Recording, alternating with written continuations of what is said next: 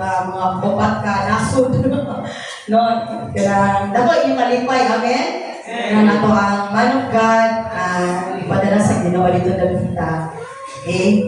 So, napasabot ng kiday na ang Diyos dako yun kaayo sa kinabuhi. Amen? Sa ato ang alagad. And karong kabutagon is ako ang bahil is ang honoring sa man of God. Although wala si Pastor Jesse karon ba, our honoring financially akong ipadala sa yaha.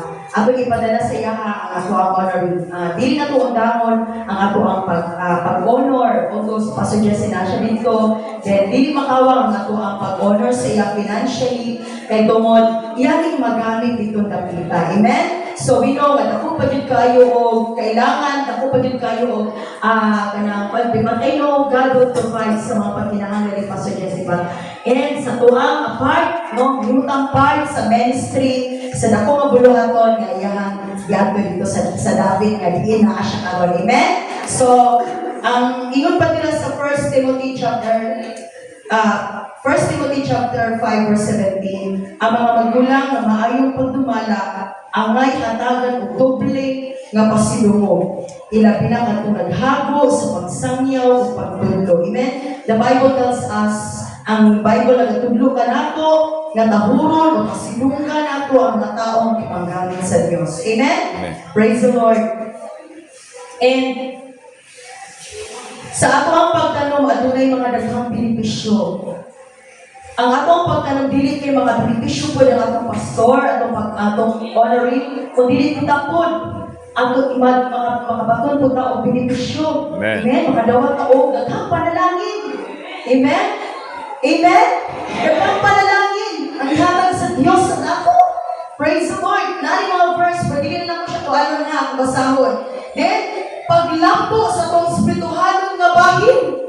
Praise the Lord. Matingalang mo, diba? Matingalang, the more you give, the more you kanang honor the man of God, gabi na nga, dili maputol ang iyong pag-honor. At dili naman financially, nagaghanong kayo ka lang kanang mga bugas, groceries, pwede na.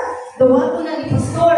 Pero ang ato ang pakita sa kasing-kasing, ato mga kasing-kasing sa Ginoo nga kita nagatawad sa ato ang man of God. Amen? So praise the Lord. Isa po nila then, ang last is ang kalinaw o unity, dili lang kay sa simbahan, kundi sa ato ang panimalay. Amen? Ang paghatag at unay na kung impact. Diba? Sa dihang muhatag sa musilingan, bisan gamay lang, isa lang kapraktiko nga sudan, imong ihatag sa imong silingan. Kung sa man ang di mo batiyon, diba? Kalipay. Sumusan na atong buhaton sa dihang muhatag ka, honor ka sa tumalangkad. Atong kalipay, dili mabayan og salapi. Amen? Ang atong kalipay kung nagsangko sa langit that yes, Lord, bisan ani nakaambit ko sa dakong ministry ng isama nimo sa amo ang man of God. Amen? So, ang tanang mo honor, pwede pa nato at manindog ta. Praise the Lord. Atong ibayaw ato ang honoring. Let us pray. Praise the Lord. Ang tanang mo honor, atong ibutang tiari, then let us pray. Amen?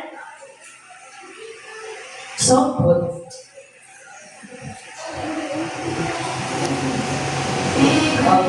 Okay, so malindog ta. So let us give our ato ang honoring and kaning nga honoring nato ako aning ipadala kay Pastor Jesse, and we know God will provide sa isang siyang ingulo nga 300,000 equivalent sa Philippine money ang iyang kailangan.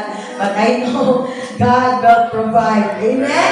So, tanang mag-honor, ato ang ibutang ato mga honoring dito sa basket. Praise the Lord.